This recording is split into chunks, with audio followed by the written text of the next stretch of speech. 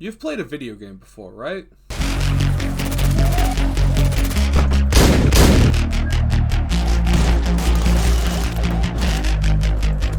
Oh. No, what the fuck?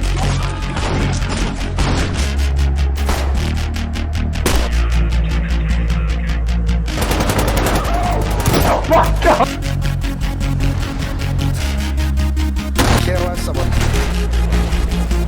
What?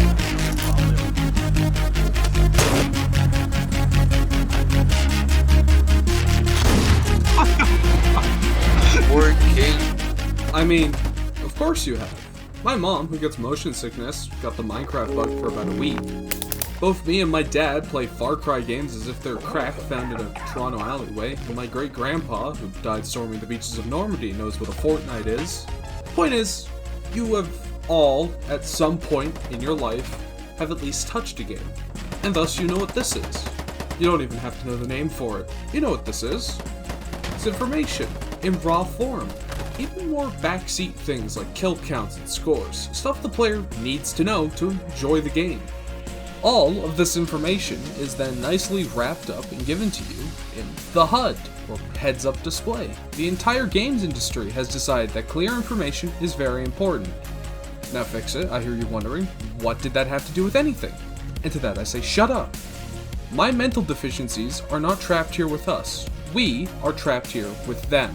Point is, most widespread games have clear information given to the player, and for good reason. I mean, could you imagine a game where every frame is incomparable, a mess of pixels that causes my eyes to bleed, while making every epileptic in 5 miles go into fish mode? Who would make a game like that? And then give it a soundtrack that fucking slaps.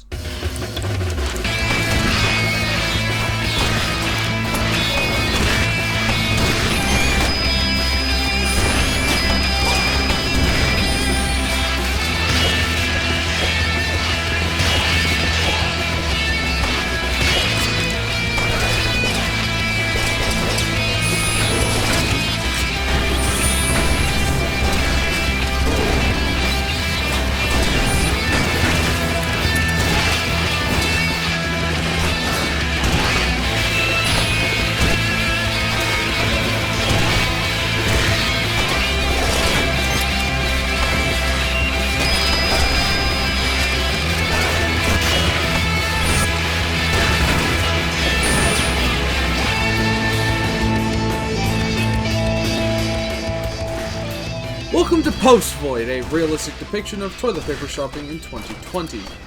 In this game, you are tasked with the simple task of slaughtering members of the mob to speak to their manager, Flowey from Undertale. To assist you along this valiant effort, you have various tools such as Not an Uzi, gun that makes any gun nerd have cardiac arrest, edged-based cutting utensils, and lastly, Task Manager, or the shotgun, able to end one's existence with a few easy clicks. With these tools, you may run and gun through what is essentially the architectural representation of being inspired by a strobe light. You may have noticed this skull, or as the game calls it, the idol. The idol holds a odd white fluid, known as life juice. Just like real life, you lose white fluids by doing nothing, getting shot, and looking at your NSFW furry Twitter account. But also like real life, you gain this magical fluid by committing mass homicide, hopping into water sourced from the motherlands known as Pussy Lake, and lastly, watching Pokemon streams while having a neckbeard. As you descend into the madness of whatever the hell this is, you will encounter new enemies, locations, and eventually the game will turn into Hotline Miami, but you OD'd on the dentist's funny gas. Until you eventually make it to the forest where you will drop your fat nut on a plant in order to give it substance. This may take you multiple business days to do so, as the game is quite difficult. Post Void is a roguelike. If you die, you must start from the beginning. Just like how a lot of YouTubers will try to restart their channels after the allegations. After each level lies the mystical waters from Pussy Lake. Jumping into it bestows upon you an upgrade of your choosing. Some are good, some are cringe. and some serve no purpose but making me more confused than my dog after fake throwing the ball into oncoming traffic. After your brief plunge into the marinara sauce trench, you emerge from the other side and begin the process of primal instincts ape violence. Levels are broken into 4 acts. Each act has new enemies to fight, and visual changes that will make less and less sense to your fragile cranium. Act 1 is quite simple, where we have 2.5 enemies for your fine selection and dining experience. We've got average Amazon businessman and Dove on fentanyl. Act 1 is about as flat as the globe we live on and is the most simple to navigate. Your main objective for Act 1 is to get a better gun, just as the Founding Fathers intended. Your pistol will simply not hold up to the challenges ahead. Whilst it is possible to beat the game with a pistol, it is pain. And if it's one thing this game doesn't need more of, it's pain. Act 2, however, hits a bit funky, perhaps even a bit monkey. It wastes no time in adding verticality to the level. Act 2 is overall a breath of fresh chlorine gas to the eyes, as the walls are just the first ones, but we enabled Upper GX Force Dark Mode. Hashtag not sponsored, for I am cloutless pleb. We have new friends to celebrate with, including Flesh Door, Amazon delivery drones, and eye stalks. Eye stalks were technically in Act 1, but I ignored them, mostly because I didn't even know they were there for the first 10 hours I played the game. So we battle our way through what I can only describe as grandmother's house on literal crack and jump into those magical waters again, to be met with the wonderful Act 3. Act 3 wastes no time in letting you know you have none. The Amazon workers have been replaced with the Russian mob from Hootlim Minami, spotting some very snazzy white suits and some good old-fashioned burst fire. Act 3 is more easy to get lost in than a Costco. If you thought looking at the game was hard already, then get ready, as we have entered the flashbanging zone, where what I only imagine to be the ghost hands of CSGO players will walk up to you and flashbang you, causing a light brighter than any dick cracked like a glow stick to shine into your face. So we battle it out through some of the most hectic and adrenaline-pumping action imaginable, and hop into the lake once more. And we are met with Epilogue. Epilogue is simply trees can't go 5 minutes without being touched by the benevolent hand of Mr. Wheats. We spend the last bit of the game nurturing the trees with compost harvested via 12 gauge, before finally getting to the flower. Here, we can reflect on life, and the total number of epileptics this video has killed. And then kill a few more.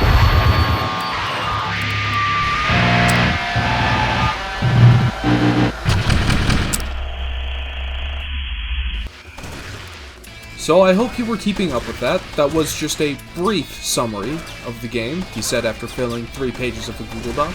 Hey, look, college majors, I know that may not be a lot for you, but remember, I am a mere high school student who is yet to experience things like student debt and fair maidens and illegal substances. Or at least, as far as my parents know. But what makes this game slap harder than Stepdad on a Sunday night is its fine mix of gameplay, visuals, and a soundtrack that's better than Doom. And it's just literally one track. Like, hold on, let me show you what happens when you click play.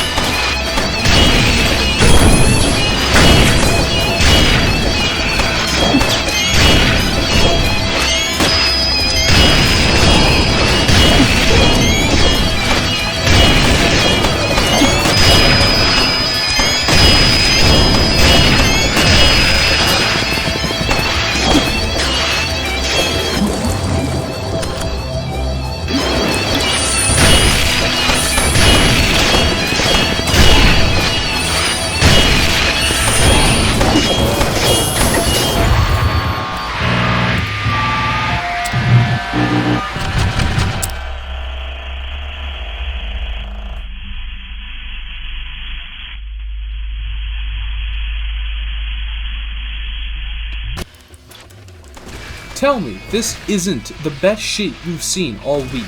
This game is a bit of a horror show to the eyes at first glance, but the visual details are immense.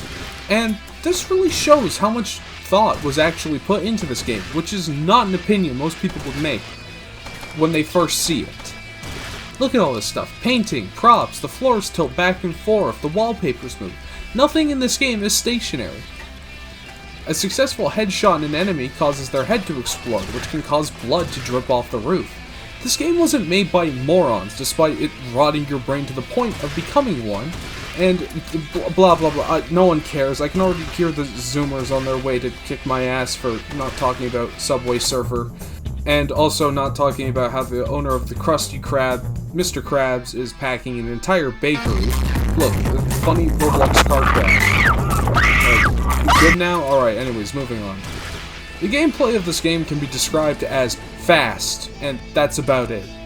Because of the life juice that drains from your head rather quickly, you need to kill enemies quickly to keep going. And in order to go fast, you can slide, which gives a speed boost, as all the floors have been covered with gallons of lube bought off of Amazon.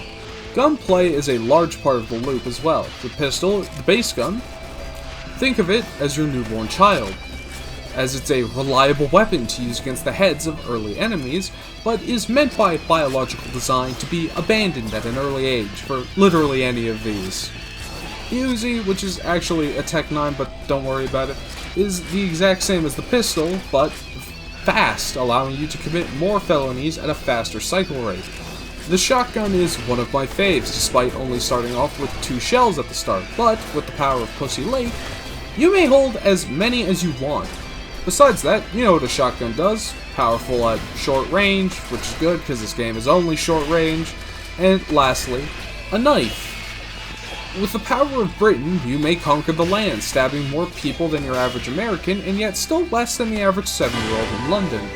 Choosing the knife is a bold move, as it makes about 80% of the upgrades absolutely useless. In the end, no matter what weapon you choose or what build you make, the game goes about the same. You will be as speedy as you can be, and fight as hard as you can to get to the end, until the cold grasp of death grabs you, like this.